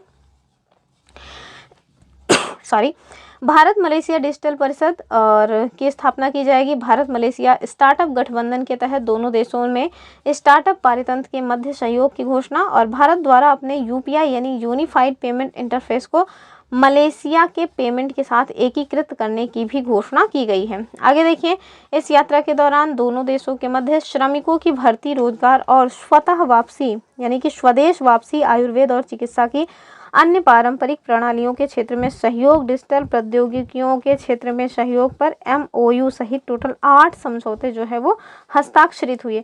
साथ ही 19 अगस्त 2024 को आयोजित नवा Bharat Malaysia CEO forum report भी प्रस्तुत की गई। तो इतने सारी चीज़ें यहाँ पे हुई हैं। आगे देखिए भारत और वियतनाम, तो भारत का वियतनाम के साथ जो रिश्ता रहा है उसको देख लीजिए। 30 जुलाई से 1 अगस्त 2024 के मध्य वियतनाम के जो प्रधानमंत्री हैं, देख लीजिए अब नाम, एक और नाम आ गया है अजीब सा, क्या है नाम, फाम मिन चिन, ठीक है। इन्होंने भारत की मतलब राजकीय यात्रा संपन्न की। तो नाम जरूर याद रखिएगा कि वियतनाम के जो मतलब प्रधानमंत्री हैं, नाम क्या है उनका, फाम मिन चिन, इन्होंने राजकीय यात्रा संपन्न की। इस यात्रा के दौरान दोनों देशों ने, यानी दोनों देशों के प्रधानमंत्रियों ने वियतनाम के नात्रांग स्थित दूरसंचार विश्वविद्यालय में आर्मी सॉफ्टवेयर पार्क का संयुक्त रूप से वर्चुअल उद्घाटन किया, ठीक है। तो याद रखिएगा आर्मी सॉफ्टवेयर पार्क का जो उद्घाटन है वो कहाँ पे किया गया है, वियतनाम के द्वारा, मतलब वियतनाम में। इस पार्क का निर्माण भारत की सहायता से किया जाएगा। वियतनाम के द्वारा CDRI यानी coalition for disaster resistant infrastructure में शामिल होने की घोषणा की गई है। तो वियतनाम ने कहाँ पे शामिल होने की घोषणा की है, CDRI में। और देशों मतलब कि दोनों देशों के मध्य वर्ष 2024 से 28 की अवधि के लिए व्यापक रणनीतिक साझेदारी के कार्यान्वयन के लिए कार्य योजना जो है उस पर हस्ताक्षर किए गए। इस यात्रा के दौरान दोनों देशों के बीच कुल 9 समझौते जो है वो हस्ताक्षरित हुए हैं। कौन कौन से हैं, तो बस एक नज़र देख लीजिए। पहला है रक्षा खरीद के लिए भारत सरकार द्वारा वियतनाम सरकार को प्रदान की गई $300 मिलियन की ऋण सहायता, ठीक है। इसके तहत समझौता हस्ताक्षरित हुआ। फिर आगे देखिए, ये हमारे लिए महत्वपूर्ण हो जाएगा। लोथल यानी गुजरात में राष्ट्रीय समुद्रवर्ती विरासत परिसर जो है, इसके विकास एवं सहयोग पर भी MOU पर हस्ताक्षर किए गए हैं, ठीक है। आगे देखिए, अब भारत और रसिया के मध्य संबंध। तो रसिया हमारा हमेशा से ही मतलब बहुत पुराना मित्र रहा है। तो रूस के राष्ट्रपति व्लादिमीर पुतिन के निमंत्रण पर मोदी जी ने 8 से 9 जुलाई 2024 के मध्य मॉस्को, यानी मॉस्को क्या है, तो रूस की कैपिटल है, तो कैपिटल ऑफ रूस क्या है, मॉस्को, यहाँ की जो है यात्रा संपन्न की। इस यात्रा के दौरान दोनों नेताओं के बीच 22वां भारत रूस वार्षिक जो शिखर सम्मेलन है वो आयोजित किया गया। उल्लेखनीय है कि क्या उल्लेखनीय है, 21वां भारत रूस वार्षिक शिखर सम्मेलन दिसंबर 2021 को नई दिल्ली में आयोजित हुआ था। तो इस बार कहाँ पे हुआ, मतलब कि रूस में। 22वें भारत रूस वार्षिक शिखर सम्मेलन के पश्चात एक संयुक्त वक्तव्य यानी ज्वाइंट स्टेटमेंट जारी किया गया, और वो क्या है, तो उसको जरूर ध्यान से देखिए। भारत रूस अस्थायी और विस्तारित साझेदारी यानी India Russia enduring and expanding partnership, ठीक है, पार्टनरशिप। और दोनों नेताओं ने 2030 तक $100 बिलियन के द्विपक्षीय व्यापार के लक्ष्य को निर्धारित करने पर भी अपनी जो सहमति है वो व्यक्त की है। अब हम देखेंगे चेन्नई व्लादिवोस्टोक समुद्री गलियारा। तो ये महत्वपूर्ण बनेगा कि भारत और रूस मतलब चेन्नई व्लादिवोस्टोक समुद्री गलियारे को कार्यान्वित करने के लिए सक्रिय रूप से कार्य करने हेतु तत्पर हैं। और 2019 में भारत और रूस ने अपने संबंधित शहरों यथा चेन्नई और व्लादिवोस्टोक में स्थित बंदरगाहों को आपस में संबद्ध करने की जो अपनी मंशा है उसकी घोषणा की थी। प्रधानमंत्री की रूस यात्रा के दौरान 9 जो है समझौते हुए हैं। कौन कौन से, तो 2024-29 की अवधि के लिए रूस के सुदूर पूर्व क्षेत्र में व्यापार, आर्थिक और निवेश क्षेत्रों में सहायता का कार्यक्रम, जलवायु परिवर्तन और निम्न कार्बन विकास के मुद्दे पर MOU, और मानचित्र कला यानी जिसको कार्टोग्राफी कहते हैं, इसके सामान्य क्षेत्र में सहयोग के संबंध में MOU, और जो हमारा पोलर रीजन्स हैं उसमें अनुसंधान और लॉजिस्टिक्स पर सहयोग के लिए MOU, और प्रसारण यानी ब्रॉडकास्टिंग के क्षेत्र में सहयोग पर MOU आदि। अब देखिए रूस का सर्वोच्च राजकीय पुरस्कार 9 जुलाई 2024 को मॉस्को के क्रेमलिन स्थित सेंट एंड्रयू हॉल, नाम ध्यान से देख लीजिए, सेंट एंड्रयू हॉल में आयोजित एक विशाल समारोह में रूसी राष्ट्रपति, जिनका नाम क्या है, तो व्लादिमीर पुतिन, इन्होंने प्रधानमंत्री नरेंद्र मोदी को रूस के सर्वोच्च राजकीय पुरस्कार, जिसका नाम क्या है, order of Saint Andrew the apostle, तो ये तो याद हो जाएगा, इससे सम्मानित किया, ठीक है। प्रधानमंत्री नरेंद्र मोदी जी इस पुरस्कार से सम्मानित होने वाले पहले भारतीय नेता हैं। आगे देखिए, रूस में 2 नए भारतीय वाणिज्यिक जो दूतावास हैं वो खोले जाने वाले हैं। तो 9 जुलाई 2024 को मॉस्को में प्रधानमंत्री नरेंद्र मोदी ने भारतीय समुदाय के लोगों को संबोधित किया। अपने इस संबोधन के दौरान प्रधानमंत्री ने रूस में 2 नए भारतीय वाणिज्यिक दूतावास को स्थापित किए जाने की घोषणा की। ये 2 नए वाणिज्यिक दूतावास रूस के शहरों कजान और एकतरीनबर्ग में स्थापित किए जाएंगे। तो कजान और एकतरीनबर्ग कहाँ के शहर हैं, रूस के हैं। चलिए, ये तो मतलब कि जो आने जाने वाली बातें रही हैं वो देखा कि किस देश के राजनयिक हमारे यहाँ आई और हमारे यहाँ के जो मतलब मोदी जी या द्रौपदी मुर्मू जी किस अन्य देश की यात्रा पर रहे। तो हमने तो ज़्यादातर देखा मोदी जी का ही। अब हम देखेंगे अंतर्राष्ट्रीय प्रकरण में कुछ खास बातें, ठीक है। चलिए सबसे पहला देखिए सतत विकास रिपोर्ट 2024। तो सस्टेनेबल जो डेवलपमेंट रिपोर्ट 2025 आई है उसको देखिए। वर्ष 2015 में सभी संयुक्त राष्ट्र सदस्य देशों द्वारा सतत विकास हेतु 2030 एजेंडा यानी the 2030 agenda for sustainable development जो है वो अंगीकृत किया गया। तो कब किया गया था? 2015 में। इस एजेंडे में 17 सतत विकास लक्ष्य यानी SDG और 169 उप लक्ष्य जो है वो निर्धारित किए गए जिन्हें वर्ष 2030 तक प्राप्त किया जाना है। सतत विकास रिपोर्ट इन्हीं लक्ष्यों और उपलक्ष्यों की प्राप्ति की दिशा में हो रही प्रगति का प्रति वर्ष वैश्विक मतलब कि अवलोकन है वो करती है, ठीक है।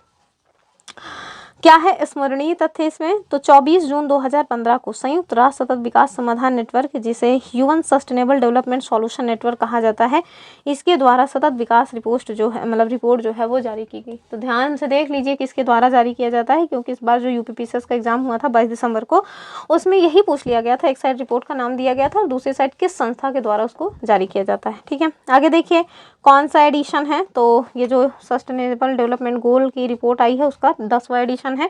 इस रिपोर्ट का शीर्षक जरूर याद रखिएगा, financing sustainable development to 2030 and mid century, ठीक है। आगे देखिए SDG सूचकांक 2025 के अंतर्गत टोटल 167 देशों को रैंकिंग जो है वो दी गई है। इस सूचकांक में किसी देश को प्राप्त स्कोर सबसे खराब संभावित जो परिणाम स्कोर है वो 0 है और लक्ष्य स्कोर 100, इन्हीं के बीच उनकी स्थिति को जो है इंगित किया गया है। चलिए अब हम देखेंगे SDG जो रिपोर्ट आई है SDG सूचकांक, उसमें जो है शीर्ष 5 देश कौन से हैं। तो टॉप पे कौन से हैं? टॉप पे आप देखिए फिनलैंड है, क्या स्कोर है इनका 87, और दूसरे पे है स्वीडन, तीसरे पे है डेनमार्क, चौथे पे है चौथे पे है जर्मनी और 5वें पे है फ्रांस। तो जो SDG सूचकांक आया है और उसमें यानी सस्टेनेबल डेवलपमेंट गोल 2025, इसमें शीर्ष 5 देश कौन से हैं? तो सबसे पहले आपको मिलेगा फिनलैंड के बाद स्वीडन, फिर डेनमार्क, फिर जर्मनी और फिर उसके बाद फ्रांस, ठीक है। आगे देखिए इस सूचकांक में अफ्रीका महाद्वीप में स्थित जो दक्षिण सूडान है इसने 41.6 के समग्र स्कोर के साथ अंतिम स्थान जो है वो प्राप्त किया है। आगे देखिए SDG सूचकांक 2024 में भारत को 167 देशों में कौन सा स्थान मिला है? तो 99वां। तो यही सारी चीज़ें पूछी जाती हैं। क्या पूछी जाती है? सबसे पहले तो कौन रिपोर्ट को जारी करता है, रिपोर्ट का एडिशन कौन सा है, टॉप पे कौन है, टॉप 3 तक, टॉप 5 तक पूछ लेते हैं और उसके बाद भारत की क्या स्थिति है और साथ में लास्ट पे कौन है। तो बस इतना ही चीज़ें हमारे लिए रिपोर्ट में जानने वाली होती हैं। तो SDG सूचकांक 2024 में भारत की जो रैंक है वो क्या है? तो 167 देशों में इसको 99वां स्थान प्राप्त है और स्कोर कितना है? 67। और 2024 में भारत कौन से स्थान पे था? तो 109वें स्थान पे था, ठीक है। चलिए यानी कि कुछ सुधार हुआ है। अब हम देखेंगे IMD विश्व प्रतिस्पर्धात्मकता रैंकिंग 2025। तो देखिए विश्व प्रतिस्पर्धात्मकता रैंकिंग 1989 से प्रकाशित एक वार्षिक यानी ईयरली जो है रिपोर्ट है। स्मरणीय तथ्य क्या है? तो जून 2025 में विश्व प्रतिस्पर्धात्मकता रैंकिंग यानी वर्ल्ड कंपटीशन मतलब वर्ल्ड कम्पिटिटिवनेस रैंकिंग यानी WCR के एडिशन याद रखिए 36वां संस्करण है, इसको जारी किया गया है। किसने जारी किया है? तो जारीकर्ता तो जरूर पता होना चाहिए, international institute for management development के द्वारा इसको जारी किया गया है यानी कि IMD के द्वारा। और इसमें आप देखें तो स्विट्जरलैंड स्थित यानी कि जो स्विट्जरलैंड है उसमें स्थित विश्व प्रतिस्पर्धात्मकता केंद्र यानी वर्ल्ड कॉम्पिटिटिवनेस सेंटर जिसको हम WCC कहते हैं, इसके द्वारा ये संकलित किया जाता है। अगर हम देखें तो इस वर्ष जो है इसकी रैंकिंग में टोटल 69 अर्थव्यवस्थाओं का सर्वेक्षण किया गया है, ठीक है। अब रिपोर्ट में आप देखिए शीर्ष देश कौन से हैं, यानी कि शीर्ष 3 लोगों को देख लीजिए। तो सबसे पहले तो स्विट्जरलैंड, इसको स्कोर देखिए 100 मिला है। फिर आता है सिंगापुर 99.4 स्कोर है और हांगकांग 99.2 स्कोर है, ठीक है। तो IMD जो रैंकिंग है उसमें कौन कौन टॉप पे हैं? Switzerland, Singapore and Hong Kong. तो आप देखिए WCR 2024 में अंतिम फिसड्डी देश कौन से हैं उनको भी तो जानना चाहिए। तो सबसे फिसड्डी जो है वो है वेनेजुएला, 69 इसकी रैंक है। उससे थोड़ा ठीक है नामीबिया 68, और उससे ठीक है नाइजीरिया 67, ठीक है। और WCR 2024 में भारत का स्कोर भी तो हमें पता होना चाहिए, 64.2 स्कोर के साथ 41वें स्थान पे है, ठीक है। तो 64.2 स्कोर के साथ भारत की स्थिति क्या है, 41st पोजीशन। तो अगली हमारी जो खबर है वो क्या है, वो है ऊर्जा संक्रमण सूचकांक 2025, ठीक है। तो चलिए देखते हैं ऊर्जा संक्रमण सूचकांक ETI यानी एनर्जी ट्रांजिशन इंडेक्स। तो देशों का उनकी ऊर्जा प्रणालियों के प्रदर्शन और ऊर्जा संक्रमण हेतु उनकी तत्परता यानी रेडीनेस के आधार पर मूल्यांकन ये इसके द्वारा किया जाता है। ऊर्जा संक्रमण सूचकांक के तहत आप देखें तो विश्व के 118 देशों की ऊर्जा प्रणालियों को 3 आयामों पर प्रदर्शन जो है वो उसके आधार पर रैंकिंग दी गई है। कौन कौन सा आयाम है वो, एक तो है अपना इक्विटी अर्थात समानता, और दूसरी है स्वच्छ ऊर्जा और सतत आर्थिक विकास तथा मतलब कि स्वच्छ ऊर्जा एवं सतत आर्थिक विकास तक वहनीय पहुंच, यानी कि तीसरा देखें पर्यावरणीय स्थिरता यानी एनवायरमेंटल सस्टेनेबिलिटी, और लास्ट क्या है ऊर्जा सुरक्षा यानी एनर्जी सिक्योरिटी, ठीक है। तो ये जो है आयाम इसमें बताए गए हैं। पहला आयाम क्या है, इक्विटी, और इक्विटी में आपको क्या देखने को मिल रहा है, स्वच्छ ऊर्जा एवं सतत आर्थिक विकास तक वहनीय पहुंच। दूसरा है पर्यावरणीय स्थिरता, और तीसरा है ऊर्जा सुरक्षा, ठीक। आगे देखिए क्या है स्मरणीय तथ्य, तो 18 जून 2025 को विश्व आर्थिक मंच, तो पहले तो ये पता होना चाहिए किसके द्वारा जारी किया जाता है, तो वर्ल्ड इकोनॉमिक फोरम के द्वारा ऊर्जा संक्रमण सूचकांक जो है वो जारी किया गया, और यह सूचकांक फोस्टिंग इफेक्टिव एनर्जी ट्रांजिशन 2025 नामक रिपोर्ट के अंतर्गत प्रकाशित किया गया था। चलिए आगे देखेंगे। और सबसे यही 2-4 चीज़ें पूछते हैं, किसके द्वारा जो है इसका पब्लिक किया गया था, एडिशन कौन सा है, और फिर उसके बाद कौन से पहले पे हैं, फिर अपना भारत देश कहाँ है, और फिसड्डी कौन है। चलिए अब हम देखेंगे सूचकांक में स्वीडन जो है वो प्रथम स्थान पर, जबकि कांगो लोकतांत्रिक गणराज्य 118वें यानी फिसड्डी है। अब देखिए एनर्जी ट्रांजिशन इंडेक्स 2025 में जो 5 देश हैं वो कौन है, तो स्वीडन जो है सबसे पहले पे है, हम देख ही लिया। दूसरे पे है फिनलैंड, तीसरे पे है डेनमार्क, चौथे पे है नॉर्वे, और 5वें पे है स्विट्जरलैंड। तो बताइए स्वीडन, आपको स्वीडन, आइसलैंड, नॉर्वे ये सब ज़्यादातर रैंकिंग में आपको शीर्ष पे मिल जाएंगे। तो पहले पे कौन सा है ETI इंडेक्स में, तो स्वीडन है, दूसरे पे है फिनलैंड, तीसरा है डेनमार्क। आगे देखिए भारत की जो रैंक है वो कहाँ पे है, तो भारत जो है 71वें स्थान पे है, ठीक। और इनका स्कोर कितना है 53.3 जो है। तो ऐसे ही अगर हमसे स्टेटमेंट में क्वेश्चन बनेगा ना, तो इसी तरह का क्वेश्चन पूछ लेंगे कि वर्ल्ड इकोनॉमिक फोरम के द्वारा जारी की गई अभी हाल ही में जो वैश्विक ऊर्जा संक्रमण सूचकांक है उसमें भारत 53.3 स्कोर के साथ 71वें रैंक पर है। या फिर हो सकता है रैंकों को चेंज करके कुछ और बना दें तो गलत हो जाएगा स्टेटमेंट। तो इस तरह से स्टेटमेंट वाले क्वेश्चन आजकल बनते हैं।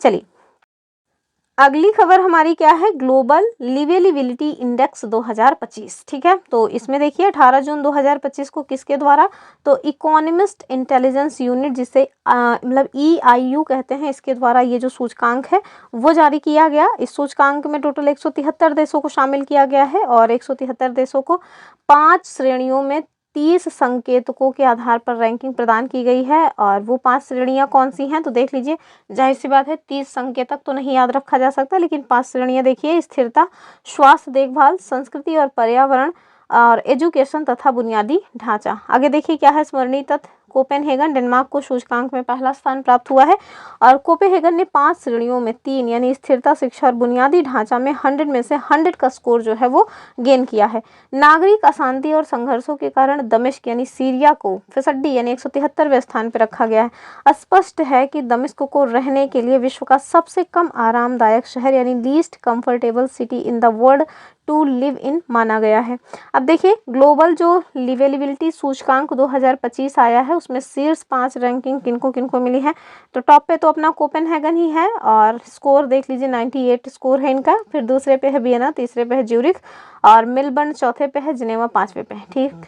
चलिए आगे देखते हैं। अब आपको अपने भारत का भी स्कोर जो है यहाँ पे दिखाया नहीं गया,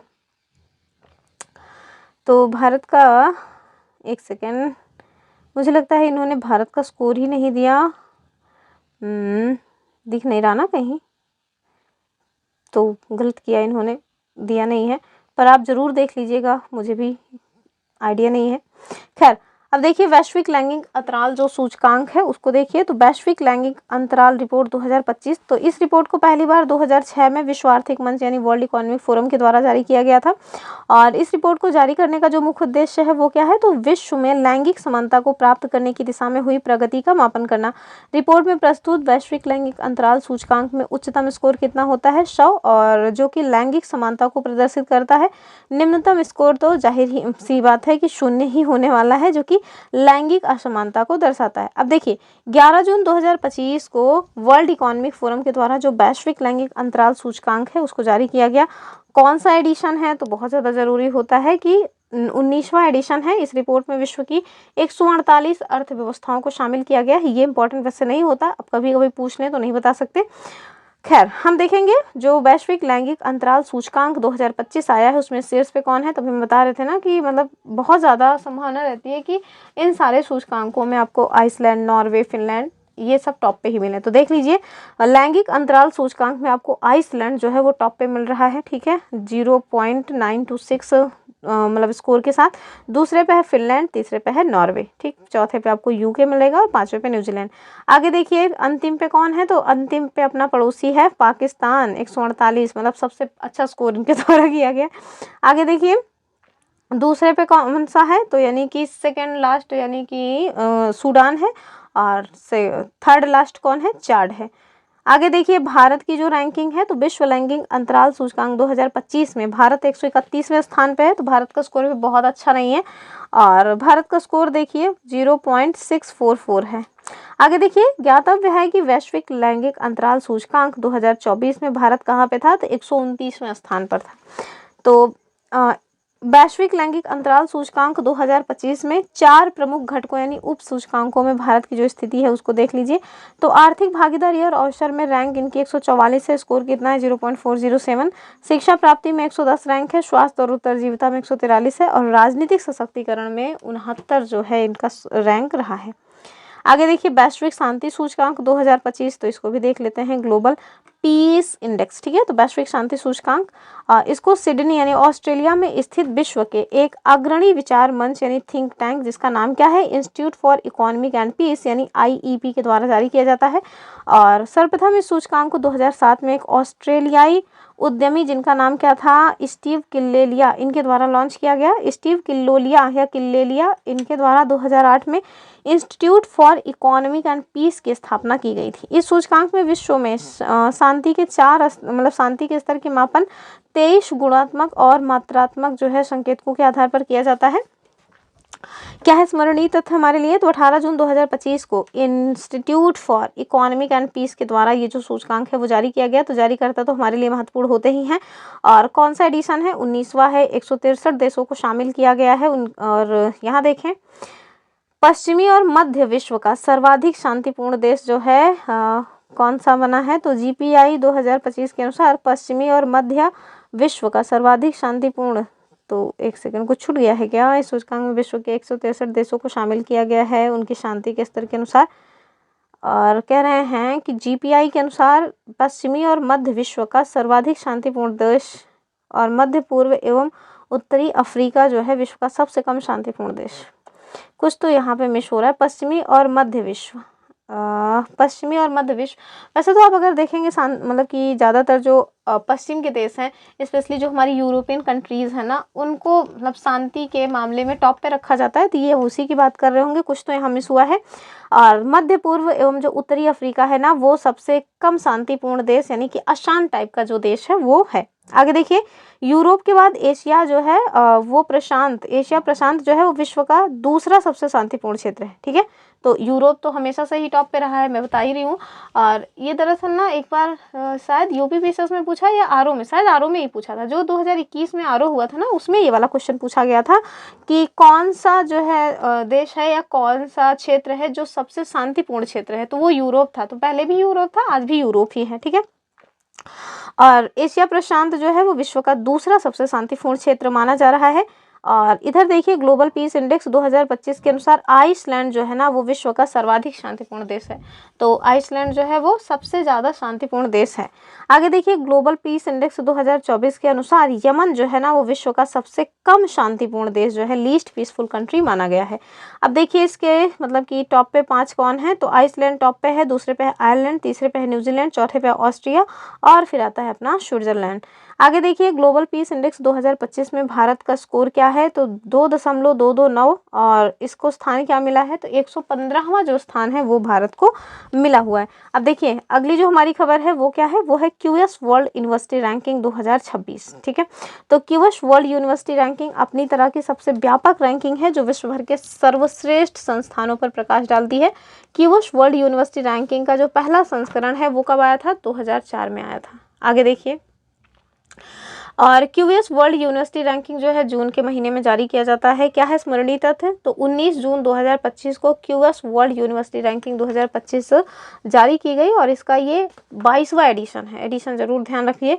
और आगे देखिए, अपनी निर्माण पद्धति यानी मैथडोलॉजी में रोजगार, योग्यता और स्थिरता दोनों कारकों को शामिल करने वाली यह पहली मतलब अपनी तरह की पहली रैंकिंग है। और नवीनतम रैंकिंग में आप देखिए जो मैसाचुसेट्स प्रौद्योगिकी संस्थान है ना अमेरिका, ये लगातार 14वीं बार शीर्ष स्थान पर रहा है। ठीक है, तो इसको जरूर देख लीजिए कि 14th टाइम है जब ये मतलब टॉप पे है। क्यूएस वर्ल्ड यूनिवर्सिटी रैंकिंग में शीर्ष जो 5 है उनको देख लीजिए। तो पहले पे तो आपने देख ही लिया, मैसाचुसेट्स यूनिवर्सिटी जो है प्रौद्योगिकी वाली वो 100 स्कोर के साथ टॉप पे है। फिर आता है इंपीरियल कॉलेज लंदन, यूके का है, 99.4 जो है इसका स्कोर है। जो तीसरे पे आपको स्टैनफोर्ड यूनिवर्सिटी यूएस का मिल जाएगा, और चौथे पे है ऑक्सफोर्ड यूनिवर्सिटी यूके का, और पांचवे पे हार्वर्ड यूनिवर्सिटी यूएसए का। ठीक है, तो सब यूएस और यूके के ही है टॉप 5 में। आगे देखिए, क्यूएस वर्ल्ड यूनिवर्सिटी रैंकिंग 2025 में भारत के टोटल 54 संस्थान जो है वो शामिल है। कितने, 54। और आईआईटी दिल्ली जो कि नई दिल्ली में है, इसको इस रैंकिंग में समग्र रूप से 123वां स्थान प्राप्त हुआ है। समझ रहे हैं, आईआईटी दिल्ली भारत में टॉप किया है और वर्ल्ड में इसको 123वां स्थान मिला है। चलिए, तो इन लोगों की भी जो स्थिति है ना वो हमारे जो देश के नंबर 1 मीडिया चैनल्स है ना उन्हीं के जैसे ही है कुल मिला करके। आगे देखेंगे हम लोग, तो क्यूएस वर्ल्ड यूनिवर्सिटी रैंकिंग 2026 में जो शीर्ष 5 भारतीय संस्थान हैं उन्हें देख लीजिए। तो अभी हमने देखा कि 2026 का जो आया है उसमें आईआईटी दिल्ली भारत में टॉप पे है, वर्ल्ड में इसकी जो स्थिति है 123 है। फिर आईआईटी बॉम्बे है 129 के साथ, ठीक है, दूसरे स्थान पे भारत में। आईआईटी मद्रास विश्व में 180वां स्थान है और भारत देश में तीसरा है। आईआईटी खड़गपुर विश्व में 215वें स्थान के साथ भारत देश का चौथा है। और भारतीय विज्ञान संस्थान बेंगलुरु विश्व में 219वां स्थान है और उसके साथ साथ भारत देश के भीतर वो 5वें स्थान पर। ठीक है, तो ध्यान रखिएगा भारत का आईआईटी दिल्ली जो है टॉप पे है। कौन सा स्कोर है, 123 मतलब रैंक है, स्कोर नहीं। आगे देखिए, ऑपरेशन राइजिंग जो लायन है वो इसराइल ईरान युद्ध। तो चलिए देख लेते हैं क्या है ऑपरेशन राइजिंग लायन, इसराइल और ईरान युद्ध। तो 13 जून 2025 को इसराइल ने ईरान के विरुद्ध ऑपरेशन राइजिंग लायन नामक एक व्यापक सैन्य अभियान जो है वो स्टार्ट किया। एक आकस्मिक हवाई हमले का उद्देश्य ईरान की परमाणु जो है मतलब ये जो क्या था, तो आकस्मिक हवाई हमला था। इसका उद्देश्य क्या था, ईरान की परमाणु हथियार क्षमता और बैलिस्टिक मिसाइल कार्यक्रम को निष्क्रिय करना, जिससे इसराइल अपने अस्तित्व के लिए डायरेक्ट जो खतरा है वो मानता है। आगे देखिए स्मरणीय तथ्यों में, तो 13 जून 2025 को सुबह इसराइल ने ईरान पर व्यापक हवाई हमले शुरू किए और नाम क्या दिया गया इसको, ऑपरेशन राइजिंग लायन। ठीक है, फिर देखिए हमले में मुख्य रूप से इजरायली वायुसेना यानी लड़ाकू विमान और गुप्तचर एजेंसी, नाम क्या है इसराइल की जो गुप्तचर एजेंसी है जिसका नाम है मोसाद, वो शामिल थे। इजरायली रक्षा बल यानी आईडीएफ ने इस अभियान को हिब्रू में, पता नहीं क्या लिखा हुआ है, केलवी नाम दिया। ठीक है, तो हिब्रू में ये देखिए, ये तो नहीं समझ आ रहा है लेकिन ये समझ आ रहा है, केलवी नाम दिया, जिसका अर्थ क्या है, शेर की भांति उदित होती कौम। इसे अंग्रेजी में क्या कहेंगे, राइजिंग लायन। देखिए ईरान के शीर्ष सैन्य कमांडर नाम क्या है, गुलाम अली राशिद। ईरान के सशस्त्र बलों के chief of staff Mohammad Bagheri. Iran के सुप्रीम लीडर अली खामनेई के राजनीतिक सलाहकार Ali Shamkhani. Islamic revolutionary guard corps प्रमुख होशेल सलामी। ये सब नहीं पूछा जाएगा। हम लोग ये कर सकते हैं कि इसके प्रतिकार के रूप में ना ऑपरेशन लायन जो चलाया गया है मतलब इजराइल के द्वारा, उसके प्रतिकार के रूप में ईरान ने ऑपरेशन 2 प्रॉमिस 3 जो है वो स्टार्ट किया है। ठीक है, बहुत ज़्यादा ये सब मत देखिए फालतू की चीज़ें। चलिए आगे देखिए, इजराइल के द्वारा शीर्ष सैन्य कमांडर गुलाम अली राशिद के मारे जाने के बाद जो अली शादमानी हैं इनको शीर्ष सैन्य कमांडर बनाया गया और इजराइल द्वारा हमलों में 17 जून 2025 को अली शादमानी भी निपटा दिए गए। इस युद्ध में अमेरिका की भूमिका इजराइल के समर्थक के तौर पर परिलक्षित है, तो वो तो हमेशा से ही ईरान का कट्टर विरोधी रहा है और इजराइल को सपोर्ट करता रहा है अमेरिका। तो अमेरिका के द्वारा 22 जून को ईरान के परमाणु स्थानों पर क्या किया गया, हवाई हमला किया गया, जिसमें ऑपरेशन मिडनाइट हैमर के तहत 3 प्रमुख स्थल, और ये जरूर पूछा जा सकता है नाम क्या है, फोर्डो, नताज और इस्फहान को निशाना बनाया गया। ओमान में 15 जून 2025 को अमेरिकी ईरान के छठे दौर की जो अनौपचारिक वार्ता है वो नियोजित की गई और इसे अनिश्चित काल के लिए टालना पड़ा। और आगे देखिए, 23 जून 2025 को अमेरिकी राष्ट्रपति डोनाल्ड ट्रंप की मध्यस्थता में ईरान और इजराइल के मध्य 25 जून 2025 को युद्ध विराम जो समझौता है उसको लागू किया गया। अरे पहले ही करवा देते इतने पावरफुल थे। आगे देखिए, ध्यातव्य है, भारत ने ईरान और इजराइल से भारतीय नागरिकों को निकालने के लिए क्या लॉन्च किया, तो ये हमारे लिए महत्वपूर्ण है। तो ध्यान से देखिए, ईरान और इजराइल से भारतीय नागरिकों को निकालने के लिए भारत देश के द्वारा ऑपरेशन सिंधु लॉन्च किया गया। ठीक, तो ऑपरेशन लायन भी देख लीजिए अपना, और जो आगे था उसको भी देखिए।